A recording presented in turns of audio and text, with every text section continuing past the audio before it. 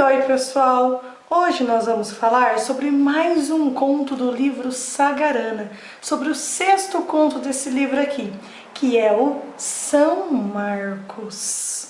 João Guimarães Rosa é o autor de Sagarana, que foi publicado em 1946. Em todos os contos de Sagarana, eu sempre te lembro do seguinte: João Guimarães Rosa é conhecido pelos seus neologismos, por suas criações de palavras. O próprio título do livro, Sagarana, é um neologismo. Ele juntou um radical de origem germânica, saga, outro de origem indígena, rana, e formou o título do livro, que significa a maneira de lenda. São Marcos é narrado em primeira pessoa. Então temos aí um narrador personagem, o José ou Isé, como vocês quiserem chamar, de acordo aqui com a nossa história.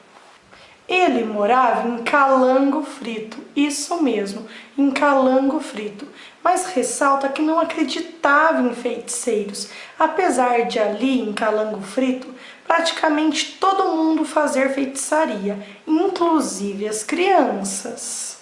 Como não acreditava em feiticeiro, não respeitava nenhum deles, e é aí que estará o problema do conto. Aos domingos, o narrador ia passear no Mato das Três Águas e acabava passando na frente da casa do João Mangolô, que era um preto feiticeiro, e ficava tirando o sarro dele, vejam o cipote. Ele chega a mencionar também uma tal de Cesária Velha. Essa mulher fazia bonecos de espetar e muitos outros feitiços.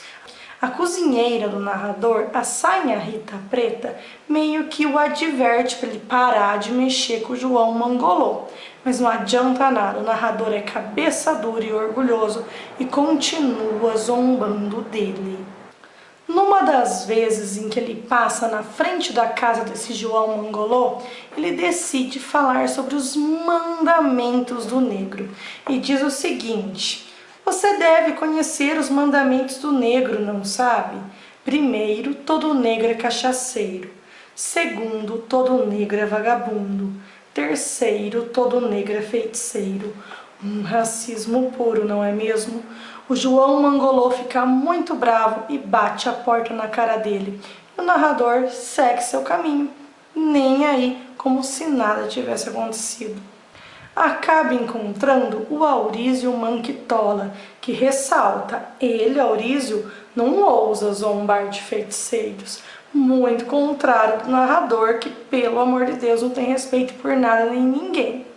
Para zombar, o narrador começa a recitar a reza de São Marcos. Olha a referência aí ao título do conto, que é São Marcos. Em nome de São Marcos e de São Mansos e do anjo mau, seu e meu companheiro, o Aurísio interrompe, fala para ele parar com isso, que essa reza é muito forte. Inclusive, para convencer o narrador Isé disso, o Aurísio Manquitola vai contar a história do Tião Tranjão, que era um cara meio bobo, mas conseguiu ali uma mulher para viver com ele. Só que essa mulher armou uma grande assim cilada para ele. O traiu, o colocou numa confusão com um tal de Felipe Turco e esse Tião Tranjão, gente, acabou até preso.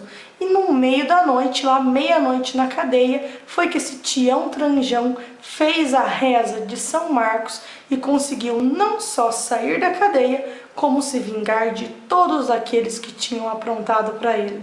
Mas isso para o narrador não fazia diferença nenhuma, ele não acreditava em feiticeiros, apesar de tudo isso. E quem tinha ensinado essa reza para o Tião Tranjão era um tal de Gestal da Gaita. Depois de narrar essa história, o narrador vai para um lado, Aurísio Manquitola para outro. E o narrador vai apreciando a paisagem, apreciando, até que ele encontra versos escritos com um canivete num bambuzal, por um tal de Quem Será.